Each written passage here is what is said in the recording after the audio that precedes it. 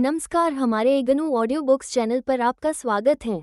इंदिरा गांधी राष्ट्रीय मुक्त विश्वविद्यालय स्कूल ऑफ एग्रीकल्चर SOA जैविक खेती में सर्टिफिकेट COF BAPI 001 जैविक उत्पादन प्रणाली खंड 1 फार्म प्रबंधन इकाई 5 जैविक खेती में पशुधन प्रबंधन 5.0 उद्देश्य। इस इकाई को पढ़ने के बाद हम इस स्थिति में होंगे कि गाय और भैंस की विभिन्न नस्लों की पहचान कर सके, पशुओं के आवास, स्वच्छता और पोषण के महत्व को समझा सके और जैविक पशुओं के लिए राष्ट्रीय और अंतर्राष्ट्रीय मानकों को बता सके। 5.1 प्रस्तावना। हम जानते हैं कि जैविक खेती में पारंपरिक रूप से संपूर्ण खाद्य गुणवत्ता की अवधारणा निहित है, जिसमें मृदा प्रबंधन और प्राथमिक उत्पादन स्तर पर खाद्य पदार्थों के प्रसंस्करण से बिक्री और खाद्य वितरण तक के पर्यावरणीय और सामाजिक प्रभाव सम्मिलित हैं। हम ये भी जानते हैं कि घरेलू पशु जैसे पशु और पालतू पशु हमारी सांस्कृतिक विरासत का भाग हैं। पशु जैविक खेती का अभिन्न भाग हैं और ये प्रणाली में मृदा, पादप और पशुओं के बीच संतुलित संबंध प्राप्त करने में सहायक होते हैं। गाय, भैंस, भेड़, बकरी, पोल्ट्री और सूअर इसके प्रमुख घटक हैं। ये पशु फसल प्रजनन के लिए मूल्यवान अर्थवस्तुएं और सेवाएं प्रदान करते हैं, जैसा कि चित्र 5.1 में दिखाया गया है। पशुओं के जैविक रूप से रखरखाव के लिए राष्ट्रीय और अंतर्राष्ट्रीय मानक निर्धारित किए गए हैं। जैविक खेती के तहत पशुओं का रखरखाव अच्छे स्वास्थ्य और उचित स्वच्छता के साथ करना चाहिए और उनका उचित प्रबंधन किया जाना चाहिए। यद्यपि पशुधन प्रबंधन के लिए मौलिक आवश्यकताएं पशुओं के रहने के लिए सुविधाजनक शेड, स्वच्छता, असंदूषित पेयजल और पोषक रूप से पर्याप्त और सुरक्षित भोजन हैं। चित्र 5.1 जैविक खेती प्रणाली के उत्पादन स्तर पर पशु प्रजनन प्रणाली। विवरण के लिए स्क्रीन देखें। सामान्य रूप से फार्म के पशुओं से विभिन्न उत्पाद प्राप्त होते हैं और ये विभिन्न कार्य करते हैं, जैसा नीचे सारणी में बताया गया है। खाद्य उत्पाद मांस, दूध, अंडा, शहद। अखाद्य उत्पाद पंख, ऊन, खाल, बाल, हड्डियां, रेशम, औषधियां, बायोगैस, गोबर, मोम, प्रोपोलिस। फार्म के बाहर की सेवाएं परिवहन, उपचार, मनोरंजन, भूदृश्य का रखरखाव, शिकार, सुरक्षा, खेलकूद, प्रतिष्ठा, अनुसंधान, धर्म। फार्म के कार्य खाद्य उत्पादन, फसलों की खेती और प्रसंस्करण से प्राप्त होने वाले उप उत्पादों का उपयोग, परागण, पीड़क जीव नियंत्रण, ओदा, कीट, कृंतक, घोंघे, पशुपालन, विपणन, अतिथियों के लिए आकर्षण, जैव गतिक निर्माण, प्रसंस्करण, ओदा, सींग। इस प्रकार आप देख सकते हैं कि पशु न सिर्फ विभिन्न उत्पाद बल्कि विभिन्न सेवाएं भी प्रदान करते हैं। इस इकाई में हम गाय और भैंस की विभिन्न नस्लों, जैविक पशुओं के लिए राष्ट्रीय NPOP और अंतर्राष्ट्रीय मानकों और पशुओं के पोषण के विषय में पढ़ेंगे। 5.2 गाय और भैंस की नस्लें। भारत में गाय की 24 और भैंसों की 6 नस्लें पाई जाती हैं। यही नहीं, अनेक अवर्णित मवेशी जो छोटे अमाप और कम उत्पादकता वाले हैं भी उपलब्ध हैं। मवेशियों की कुछ महत्वपूर्ण नस्लें और उनके भौगोलिक वितरण को नीचे प्रस्तुत किया गया है। 5.2.1 गाय की नस्लें। भारतीय गायों की प्रचलित नस्लें निम्नलिखित हैं। कांक्रेज, ये तेज और शक्तिशाली भारवाही पशु और औसत दुग्ध उत्पादक हैं। कांक्रेज एक स्तवन काल में लगभग 1400 किग्रा दूध देती है। ये भौगोलिक रूप से गुजरात में कच्छ के रण के दक्षिण पूर्व, थारपरकर जिला अब पाकिस्तान में के दक्षिण पश्चिम से अहमदाबाद और देसा से राधनपुर तक वितरित हैं। हिसार, ये शक्तिशाली भारवाही पशु हैं। ये शुद्ध नस्ल नहीं है, इस पर कांक्रेज का प्रभाव प्रभावी रूप से पाया जाता है। यह नस्ल हरियाणा के हिसार और हांसी जिलों में वितरित है। केवड़िया अथवा के काथा, ये नस्ल छोटी लेकिन मजबूत और शक्तिशाली होती है। यह उत्तर प्रदेश की केन नदी के किनारे बांदा जिले और मध्य प्रदेश के कुछ समीपवर्ती क्षेत्रों में पाई जाती हैं। इस नस्ल के शरीर का उदर भाग घूंसा, ग्रे और शेष भाग गहरा धूसर होता है। खेरीगढ़, यह नस्ल अत्यधिक सक्रिय और हल्के भारवहन और दौड़ने के लिए अच्छी है। ये सफ़ेद रंग की, पतले चेहरे और मोटे सीधे खड़े सींगों वाली होती हैं। यह उत्तर प्रदेश के खेरी जिले में पाई जाती हैं। मालवी, ये नस्ल मजबूत और संतकाठी की होती है। ये अच्छे भारवाही पशु हैं। ये धूसर रंग की होती हैं। ये मध्य प्रदेश और आंध्र प्रदेश के कुछ भागों में पाई जाती हैं। थारपारकर, यह नस्ल मध्यम अमाप की और संत होती है। ये अच्छे दूध देने वाले और भारवाही पशु हैं। ये सिंध, पाकिस्तान, कच्छ, गुजरात, जोधपुर और जैसलमेर में पाए जाते हैं। बदे ये भारवाही नस्ल है और बिहार के सीतामढ़ी जिले में पाई जाती है। गावलाव ये नस्ल एक भारवाही पशु है और मध्य प्रदेश के वर्धा और छिंदवाड़ा जिलों में पाई जाती है। इसका रंग सफ़ेद और ऊंचाई मध्यम और हल्की काठी होती है। हरियाणा ये द्विउद्देशीय नस्ल है जो शक्तिशाली कर्मठ कार्य करने वाले पशु और अच्छे दुग्ध उत्पादक पशु प्रदान करती है। ये हरियाणा के रोहतक, हिसार, करनाल और गुड़गांव जिलों में पाई जाती है। कृष्णा वैली बैल स्थूल और शक्तिशाली होते हैं। ये मंद भारवहन और अधिक जुताई के लिए उपयुक्त होते हैं। यह नस्ल महाराष्ट्र, आंध्र प्रदेश की सीमा पर वितरित है। मेवाती ये नस्ल शक्तिशाली लेकिन आज्ञाकारी है। यह अधिक जुताई करने और बैलगाड़ी में जोतने के लिए उपयुक्त है। नस्ल राजस्थान के पश्चिमी अलवर और भरतपुर जिलों में पाई जाती है। नागौरी यह नस्ल दुल की चाल से चलने के लिए जानी जाती है। ये जोधपुर, राजस्थान के उत्तर पूर्वी भागों में पाई जाती है। अंगुल पशु बड़े और हृष्ट-पुष्ट होते हैं। ये भारवाही नस्लें हैं जो मेहनत के कामों के लिए उपयुक्त हैं लेकिन तेजी से दौड़ने के लिए उपयुक्त नहीं हैं। यह नस्ल आंध्र प्रदेश के गुंटूर जिले में पाई जाती है। राठी ये हरियाणा, नागौरी और मेवाती की मिश्रित नस्ल है। यह नस्ल राजस्थान के अलवर और समीपवर्ती क्षेत्रों में पाई जाती है। पशु मध्यम माप के शक्तिशाली पशु हैं और औसत भारी जुताई के लिए अनुकूलित हैं। डांगी यह नस्ल औसत रूप से सक्रिय कार्य करने वालों के रूप में जानी जाती है और तेज वर्षा वाले क्षेत्रों के लिए अच्छी है। यह नस्ल महाराष्ट्र के अहमदनगर और नासिक जिलों के कुछ क्षेत्रों में पाई जाती है। देवनी इस नस्ल के बैल भारी जुताई के लिए और उपयुक्त होते हैं और गायें अच्छी दुग्ध उत्पादक होती हैं। यह नस्ल पश्चिमी आंध्र प्रदेश में पाई जाती है। गीर इस नस्ल के बैल बड़े और शक्तिशाली लेकिन सुस्त और आलसी होते हैं। गाय अधिक दुग्ध उत्पादक होती हैं। यह नस्ल गुजरात के काठियावाड़ और बड़ौदा, उत्तरी महाराष्ट्र और राजस्थान के समीपवर्ती क्षेत्रों में पाई जाती हैं। साहिवाल और रेड सिंधी ये नस्लें पाकिस्तान और भारत में पाई जाती हैं। ये द्विउद्देशीय नस्लें हैं। हालिका ये अच्छे भारवाही पशुओं की नस्ल हैं। शरीर का रंग धूसर होता है। यह नस्ल कर्नाटक के हसन, मैसूर और तुमकुर जिलों में पाई जाती है। आलमबादी ये नस्ल स्पष्ट रूप से चिन्हित नहीं है लेकिन हालिका से मिलती है। ये तमिलनाडु के सेलम और कोयम्बटूर जिलों के पहाड़ी क्षेत्रों में पाई जाती है। अमृतमहल इस नस्ल के पशु छोटे, धूसर रंग के और सक्रिय होते हैं। ये अपनी सहनशीलता की शक्ति के लिए जाने जाते हैं। बारगुर ये नस्ल उग्र और आक्रामक होती हैं और इसे प्रशिक्षित करना कठिन होता है। पशु तमिलनाडु के कोयम्बटूर जिले में पाए जाते हैं।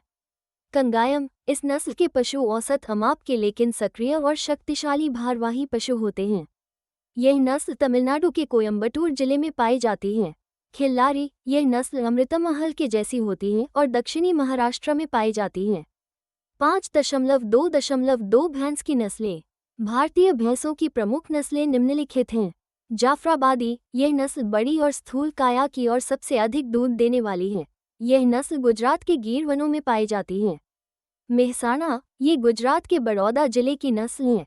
इस नस्ल में मध्यम माप की भैंसें होती हैं जो अच्छी दुग्ध उत्पादक होने के साथ ही जल्दी वयस्क होने वाली, नियमित प्रजनन गुणवत्ता की और दुग्ध उत्पादन में स्थामित्व वाली होती हैं। नागपुरी इस नस्ल के बैल सुस्त होते हैं। इस नस्ल का उपयोग अधिकतर भार वहन के लिए किया जाता है। यह नस्ल मध्य प्रदेश और महाराष्ट्र में पाई जाती है। सुरती पशु कम मात्रा में दूध देते हैं लेकिन उसमें वसा का प्रतिशत अधिक होता है। ये नस्ल गुजरात में पाई जाती हैं। मुर्रा पशु स्थूल, काले पर सफ़ेद धारियों वाले होते हैं। इस नस्ल का उपयोग देश भर में दूध देने वाली नस्ल के रूप में किया जाता है। यह नस्ल हरियाणा, पंजाब और दिल्ली की है। नीली रावी पशु भूरा जैसे ही अच्छे दुग्ध उत्पादक होते हैं लेकिन ये अधिक स्थूल और अधिक सफ़ेद धारियों वाले होते हैं। ये नस्ल पाकिस्तान की है और हरियाणा और पंजाब के कुछ क्षेत्रों में भी पाई जाती है। 5.3 पशुओं के आश्रय। हम पशुओं और पोल्ट्री के लिए पृथक रूप से आवासीय संरचनाओं और रहने के स्थानों के विषय में बता रहे हैं। 5.3.1 गाय और अन्य पशुओं के लिए शेड, बाड़े। पशुओं के शेड खुले में अच्छी निकासी वाले क्षेत्र में होना चाहिए जहां आगे विस्तार की संभावना हो। यहां तक पहुंच आसान होनी चाहिए। शेड, बाड़े के निकट पवनरोध के लिए वृक्षों अथवा तेजी से बढ़ने वाले वृक्षों का लगाना चाहिए। फर्श में हल्का ढाल पशु चारे और गोबर की निकासी में सहायक होता है। यदि संभव हो तो संरचना पूर्व से पश्चिम की ओर उन्मुख होनी चाहिए। मवेशी बाड़ा शेड पशुओं की वर्षा, हवा, गर्मी और सर्दी से सुरक्षा करता है। शेड को बनाते समय पशुओं की सुविधा और स्वास्थ्य का और दूध निकालते और चारा देते समय कक्ष में कम मेहनत दुग्ध उत्पादन के लिए सफाई और स्वास्थ्यप्रद स्थितियों का ध्यान रखना चाहिए। भारतीय गायों के लिए 1.5 मीटर लंबाई और 1.2 मीटर चौड़ाई के जोड़ को उपयुक्त माना जाता है। नादें और नालियां क्रमश 0.75 मीटर और 0.45 मीटर चौड़ी होनी चाहिए, जिनके सभी किनारे सीमेंट लगाकर गोल कर देने चाहिए। पूरी संरचना में कोई उभार नहीं होना चाहिए जिससे पशुओं की खाल, पैरों अथवा थनों में कोई खरोंच या क्षति न हो और न ही शेड का कोई भाग ऐसा होना चाहिए जिसमें धूल या गंदगी जमा हो सकती हो। मवेशियों का बाड़ा किसान के घर के निकट होना चाहिए जिससे पशुओं की रात में और खराब मौसम में भी देखभाल हो सके। उस स्थान पर जलापूर्ति अच्छी होनी चाहिए। पारंपरिक गाय के शेड बाड़ों में साधारण छप्पर की, फूस की अथवा लकड़ी और मिट्टी की बनी सपाट छतें होती हैं। शेड का फर्श टूटी ईंटों, बजरी, बालू, चूने और जले कोयले का बना हो सकता है, जिसे अच्छी तरह से दुर्मुट से कूटकर 15 सेमी से अधिक मोटाई की परत बनाई जाती है। घोड़ों के लिए अस्तबल, भेड़ों और बकरियों के लिए बाड़े, सुअरों के लिए शेड तथा अन्य पशुओं के आवास कुक्कुरशाला और ऊँटों के लिए शेड तथा अन्य पशुओं के आवास जैविक खेती प्रणाली के तहत गायों और भैंसों के लिए इमारतों के लिए निर्धारित मूल स्वच्छता सिद्धांतों के अनुसार होने चाहिए। 5.3.2 पोल्ट्री मुर्गी घर पोल्ट्री आवास मुर्गियों के बाड़े में पक्षियों के लिए पर्याप्त स्थान होना चाहिए। हल्की नस्लों के लिए प्रति वयस्क पक्षी लगभग 0.2 मीटर फर्श क्षेत्रफल की आवश्यकता होती है, जबकि भारी नस्लों को लगभग 0.4 मीटर प्रति पक्षी फर्श स्थान की आवश्यकता होती है। आवास में अच्छा वातन होना चाहिए।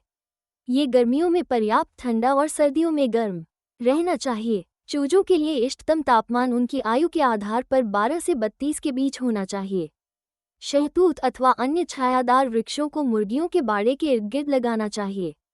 5.4 पशुओं की स्वच्छता। अच्छी स्वच्छता की स्थितियां जैविक पशुपालन के लिए सबसे महत्वपूर्ण पहलू हैं। उचित स्वच्छता स्थितियां पशुओं को अनेक रोगों और विकारों से भी बचाती हैं। पशुओं की स्वच्छता से सभी पशु रोगों की रोकथाम के कारणों की पहचान और उन कारणों को दूर करने की अथवा उन्हें अप्रभावी बनाने की युक्तियों का पता चलता है। इसका उद्देश्य पशुओं को सबसे सुविधाजनक जीवनयापन की स्थितियां प्रदान करके उनकी क्षमता को बढ़ाना है। सफाई से पशुओं का स्वास्थ्य परिरक्षित रहता है। ये आवश्यक है कि पशुओं की निरंतर और क्रमिक रूप से सफाई की जाए। पशुओं के बाड़े को विशेष रूप से फर्शों, नादी और नालियों को साफ और बिल्कुल सूखा रखना चाहिए। ठोस और अर्ध ठोस मल को बाड़ों में से आवर्ती रूप से हटाकर खाद बनाने के गर्तों में डाल देना चाहिए।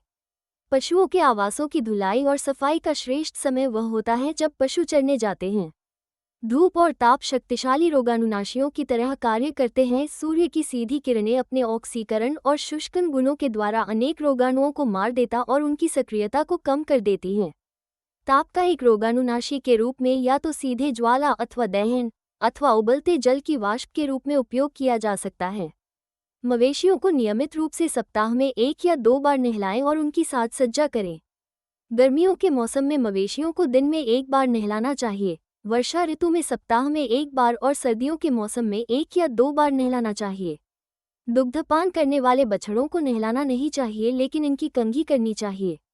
सभी पशुओं के पैरों की विशेष रूप से सफाई करनी चाहिए और इनमें यदि खुरों के बीच धूल कण, पत्थर के टुकड़े अथवा कांटा लगा हो तो उसे निकालकर घाव की अच्छी तरह मलहम पट्टी कर देनी चाहिए। 5.5 पशुओं का पोषण। पशु चारे का संयोजन उनके स्वास्थ्य और दूध में परिलक्षित होता है। पशुओं के चारे को सांद्रों और रूक्ष पदार्थों के रूप में वर्गीकृत किया जाता है। सांद्रों में फाइबर की मात्रा कम होती है और इनका कुल पाचनीय पोषण मूल्य अधिक होता है। इनमें अनाज, तिलहन, खली और अनाज तथा पशु उपउत्पाद सम्मिलित हैं। वो चारा जिसमें 8% से अधिक फाइबर की मात्रा और कुल पाचनीय पोषण मूल्य कम होता है रूक्ष पदार्थ कहलाते हैं। उदाहरण के लिए खेती की गई चारे की फसलें, हरा चारा, भूसा, तुष आदि। यहाँ हम पशु पोषण के विभिन्न घटकों का वर्णन करेंगे। 5.5.1 अनाज, दालें, तिलहन और उसके सह उत्पाद। स्टार्च से समृद्ध और अपरिष्कृत फाइबर के कम प्रतिशत वाले अनाजों को पशुओं द्वारा काफी पसंद किया जाता है। इनकी प्रोटीन की मात्रा कम होती है और इनमें कुछ अनिवार्य एमिनो अम्लों का भी अभाव होता है।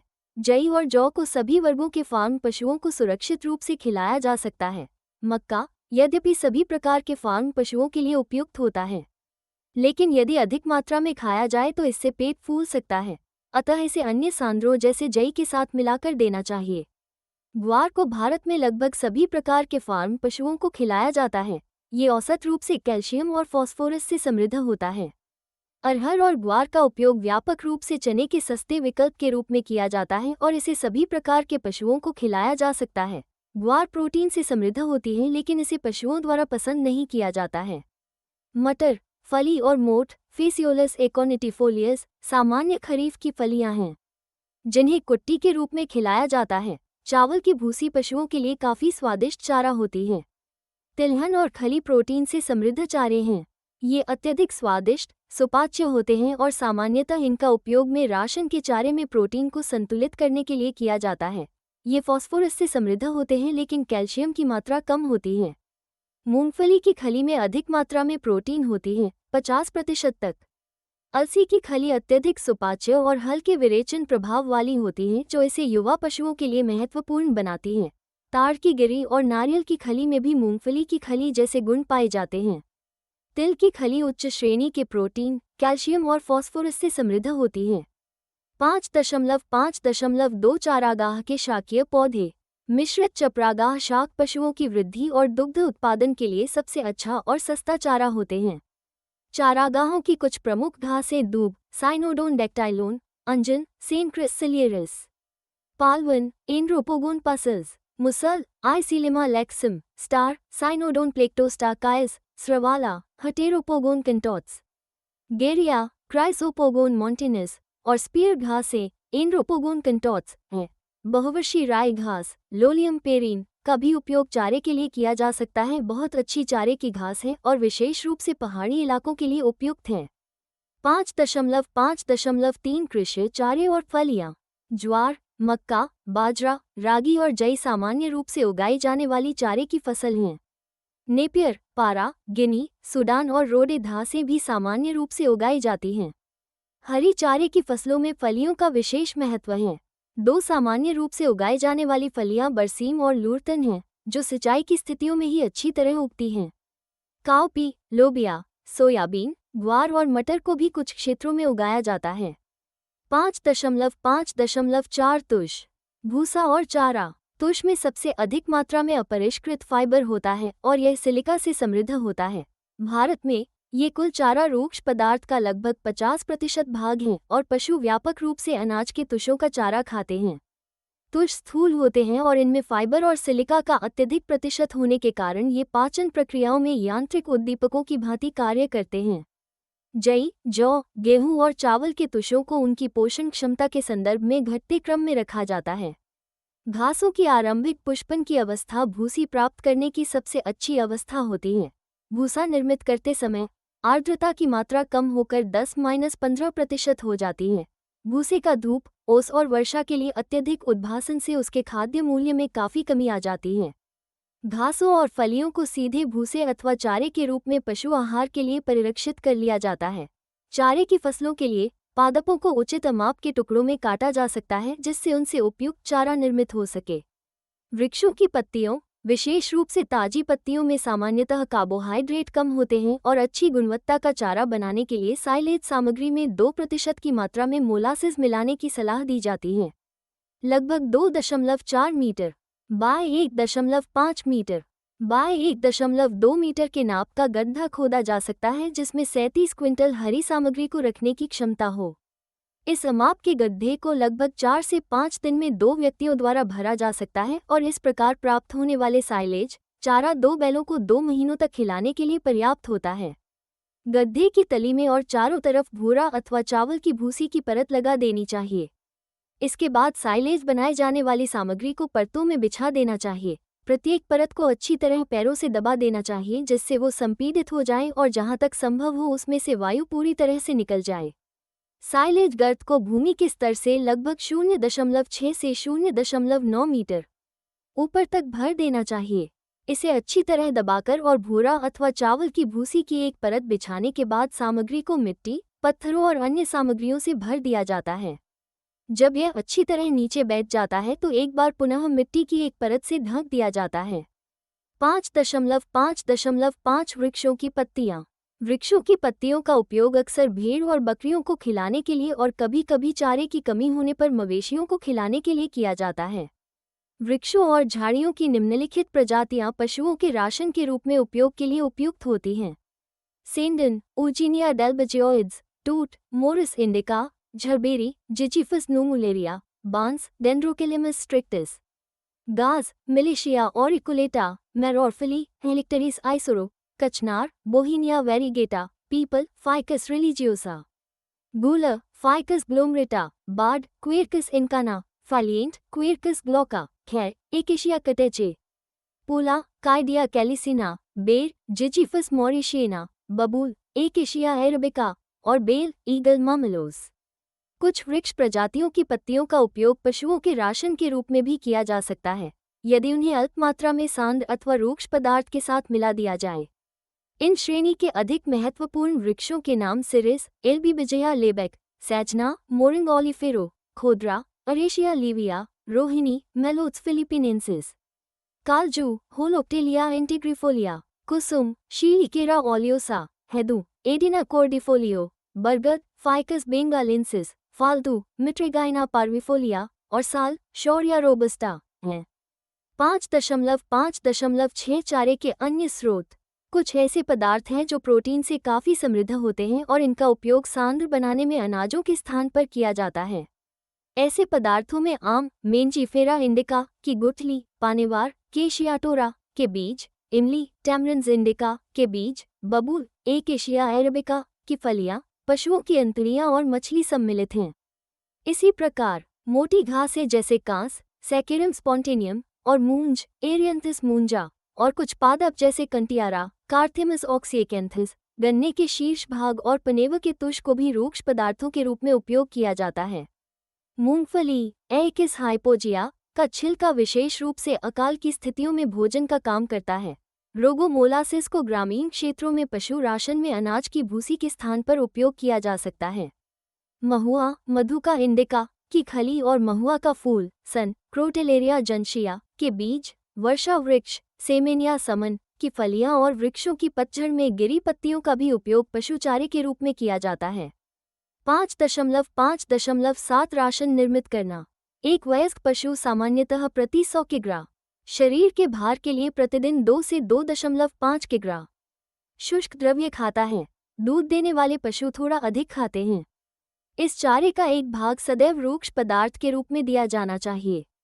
रूक्ष पदार्थ में कुछ हरा चारा भी सम्मिलित होना चाहिए। विभिन्न पशुओं के चारे के मिश्रण प्रतिदिन की संस्तुत मात्रा नीचे दी गई है। विवरण के लिए स्क्रीन देखें। 5.5.8 गर्भवती गायों और बछड़ों की देखभाल। सभी गर्भवती गायों को भरपूर भोजना करवाना चाहिए। इन्हें किसी प्रकार के तनाव में नहीं रखना चाहिए। इन्हें विशेष रूप से गर्भाधान के अंतिम 2 महीनों में भरपेट भोजन कराना चाहिए, जब विकासशील भ्रूण की पोषण आवश्यकता बढ़ जाती है। आहार गूदेदार चारा होना चाहिए जिसमें से आधा फलीदार फसल हो। यदि गूदेदार चारा अपर्याप्त हो तो फसल अवशेष जैसे तुष और कड़वी शुष्क मक्का के डंठल को 1 से 2 किग्रा सांड के साथ प्रतिदिन खिलाना चाहिए। सांड को स्थानीय रूप से उपलब्ध चारे से निर्मित किया जा सकता है और उसमें दालें, खली और चोकर अथवा भूसी को समान अनुपात में मिलाया जाना चाहिए। सांद्रित मिश्रण को खनिज मिश्रण से भी पुष्ट किया जाना चाहिए। गर्भवती गायों को लंबी दूरी तक टहलाने ले जाना चाहिए अथवा उन्हें तेजी से दौड़ाया अथवा कुत्तों से पीछा कराना चाहिए अथवा अन्य पशुओं से लिरवाना चाहिए। गर्भवती गायों को बाहर चराने के लिए ले जाना उसके लिए सबसे अच्छी कसरत है। बच्चे को जन्म देने के 1 या 2 घंटे बाद गाय को गेहूं के दानों, जी अथवा बाजरा को उबालकर बनाया गया दलिया देना चाहिए जिसमें थोड़ी शक्कर का चूर्ण, अदरक और नमक मिला हो। बछड़ा देने के बाद जल्दी ही गाय को हल्के गर्म जल में तौलिया गीला करके पोंछना चाहिए और उसे साफ बिछौना देना चाहिए। यदि बछड़ा एक बार स्तनपान कर चुका हो तो उसके स्तनपान करने पर अधिक ध्यान देने की आवश्यकता नहीं होती है, अन्यथा गाय का दूध निकालकर कुछ खीस, कलोस्ट्रम बछड़े को पिलाना चाहिए। बाद में गाय को प्रतिदिन 2 या 3 बार चोकर और हरा चारा दिया जा सकता है। पीने का पानी गुनगुना होना चाहिए। अलसी आहार, लिंसीड मील, जई आहार, ओटमील, अथवा बाजरा आहार पल मिलेट मील भी इस समय दिया जा सकता है। ये आहार 10 से 12 दिनों तक जारी रखा जा सकता है और उसके बाद सांद्र राशन की मात्रा क्रमिक रूप से बढ़ानी चाहिए। सामान्यतः गाय अपने बछड़े को चाटकर उसे पूरी तरह से साफ कर लेती है। यदि गाय उसे न चाटे तो बछड़े के शरीर पर थोड़ा नमक डालकर उसे ऐसा करने के लिए प्रेरित किया जा सकता है। जन्म के 3 से 4 दिन बाद स्तन्यमोचन दूध छुड़ाना कराया जाता है। गायों का बछड़ों के साथ अथवा उनके बिना एकांतरी दिनों में दूध निकाला जा सकता है।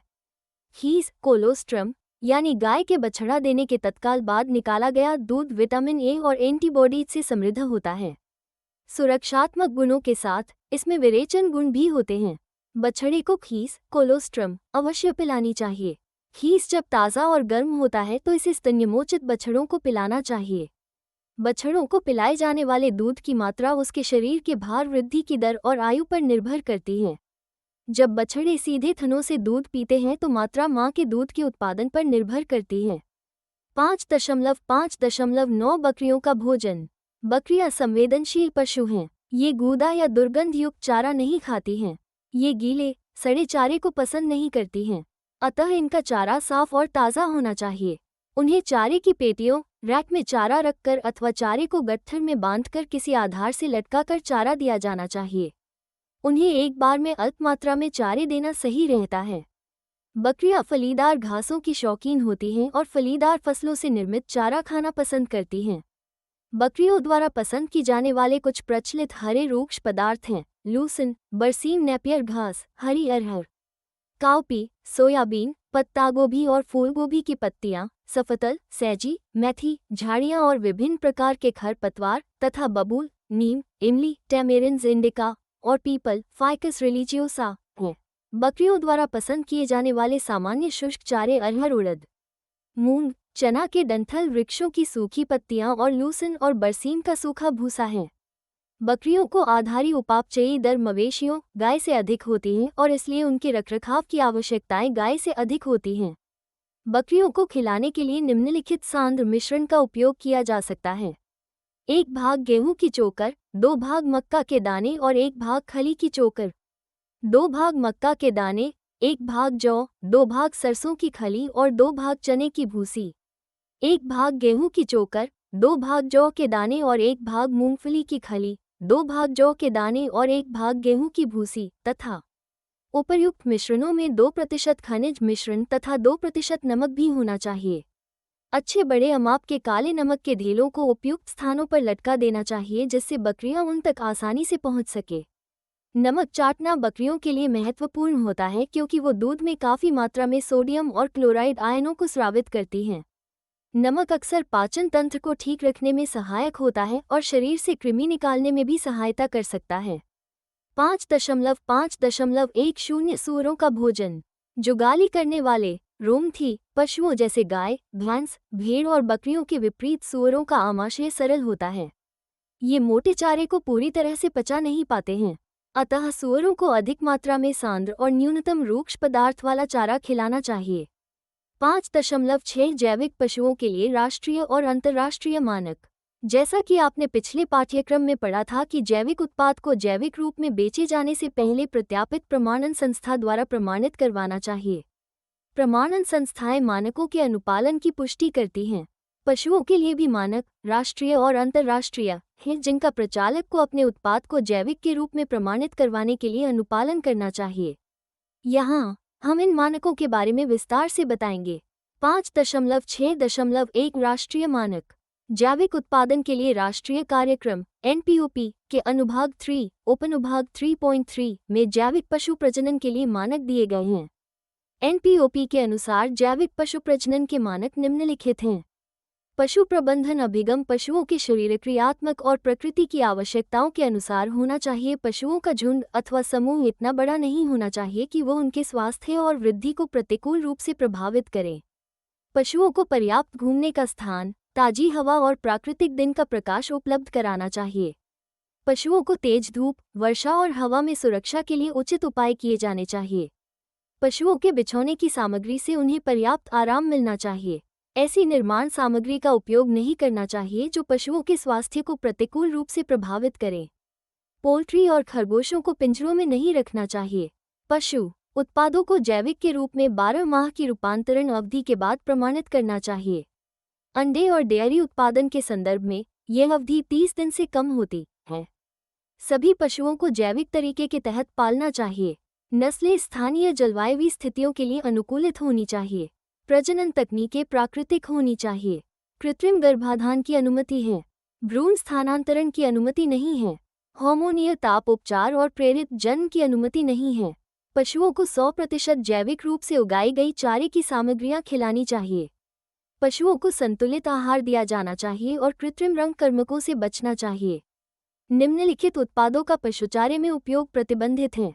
कृत्रिम वृद्धि वर्धक अथवा उद्दीपक, कृत्रिम क्षुधावर्धक, खाद्य परिरक्षक, यूरिया, रोमधी, जुगाली करने वाले, पशुओं के लिए फार्म पशु उप उत्पाद, उदा, वधशाला के अपशिष्ट, विलायकों, उदा, हेक्सेन, निष्कर्षण, सोया तथा रैपसीडमिल अथवा अन्य रासायनिक कर्मकों को मिलाकर निष्कर्षित किया गया चारा। शुद्ध एमिनो अम्ल, आनुवांशिक रूप से इंजीनियरित जीव। निम्नलिखित चारा परिरक्षकों का उपयोग किया जा सकता है: जीवाणु, कवक और एंजाइम। खाद्य उद्योग के उपउत्पाद, उदा, मोलासिस, पादप आधारित उत्पाद। 5.6 2 अंतर्राष्ट्रीय मानक IFOAM, international federation of organic agriculture movement, European council EC और NOP, national organic programme USA। जैविक पशुओं के लिए कुछ अंतर्राष्ट्रीय रूप से स्वीकृत मानक हैं। यूरोपियन यूनियन काउंसिल के नियम सम 1804-1999 को संशोधित करके उसमें पशुओं को सम्मिलित किया गया है। हम कुछ अंतर्राष्ट्रीय रूप से स्वीकृत पशुधन मानकों को संक्षेप में नीचे बता रहे हैं। लोकेरट्स W एवं लुंड V 2002 EU और IFOAM शाकभक्षियों के लिए 10% तक और अन्य प्रजातियों के लिए क्रमशः 20% और 15% अजैविक चारे की अनुमति देते हैं।